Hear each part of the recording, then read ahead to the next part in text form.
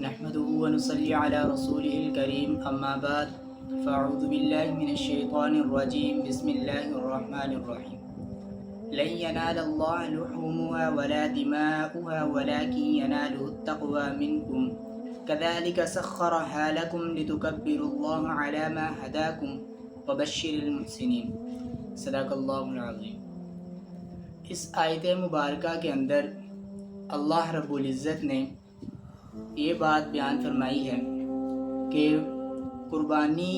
جو مسلمان ہم لوگ کرتے ہیں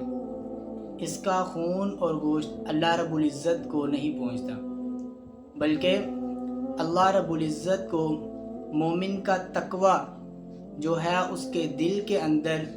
کہ محض میں جو یہ قربانی کر رہا ہوں اللہ رب العزت کی رضا کی خاطر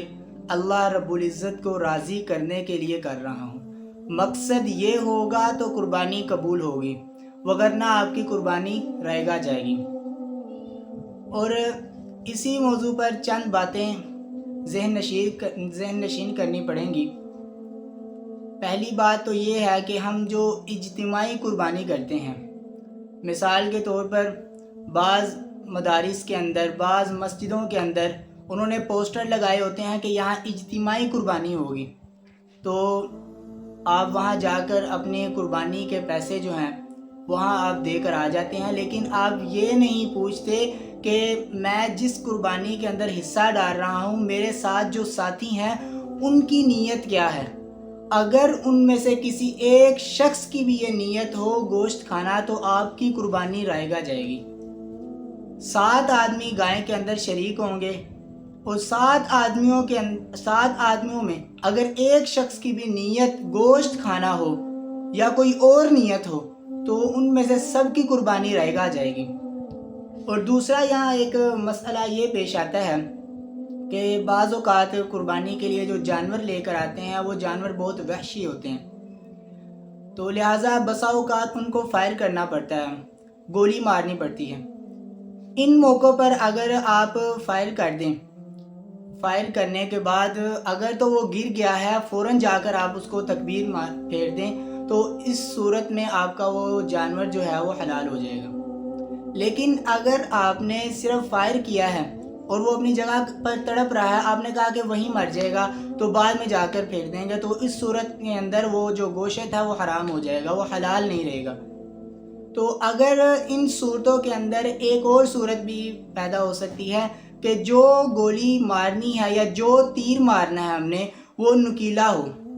اگر تو وہ نکیلا ہو اور تیر جیسے نکیلا ہوتا ہے، ایسے اگر اس صورت کے اندر ہم اسے تیر مار دیں یا گولی مار دیں بسم اللہ پڑھ کر، تو وہ نکیلی چیز لگنے کے بعد اگر تو وہ ہمارے وہاں پہنچنے سے پہلے جب ہم فائر کریں یاد رکھیں جو گولی ہو وہ نکیلی ہو اور تیر جو ہو وہ بھی نکیلا ہو، تو اس صورت کے اندر کیا ہوگا، تکبیر پڑھ کر جب ہم فائر کریں گے یا تیر چلائیں گے نکیلی صورت کے اندر، تو اگر ہمارے وہاں جانے سے پہلے اگر وہ جانور ہلاک ہو جاتا ہے تو اس صورت کے اندر وہ جانور حرام نہیں ہوگا۔ اور تیسری صورت یہ بہت پیش آتی ہے کہ لوگ اکثر عید کے موقع پر یہ مسائل پوچھتے ہیں کہ ہمیں قربانی جو ہم نے کی ہے کہ اس کا جانور ہم کتنا، اس جانور کا گوشت ہم کیا سارا کھا سکتے ہیں، سارا رکھ سکتے ہیں، کتنا رکھ سکتے ہیں۔ دیکھیں آپ یہ مسائل تو پوچھتے ہیں کہ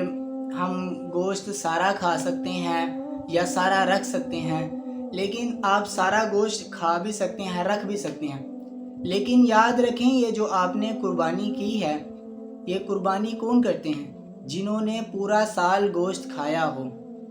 بلکہ جنہوں نے پورا سال گوشت کھایا وہ قربانی وہ لوگ کرتے ہیں، اور جنہوں نے پورا سال گوشت نہیں کھایا تو ہمیں چاہیے کہ ہم قربانی کرنے کے بعد وہ گوشت ان غرباء کے اندر تقسیم کریں۔ صرف یہی صورت کے اوپر آپ اپنا دھیان نہ رکھیں کہ ہم سارا گوشت رکھ سکتے ہیں، بلکہ دوسری صورت بھی اس کے اندر یہ ہے کہ ہم پورا سارا گوشت تقسیم بھی کر سکتے ہیں۔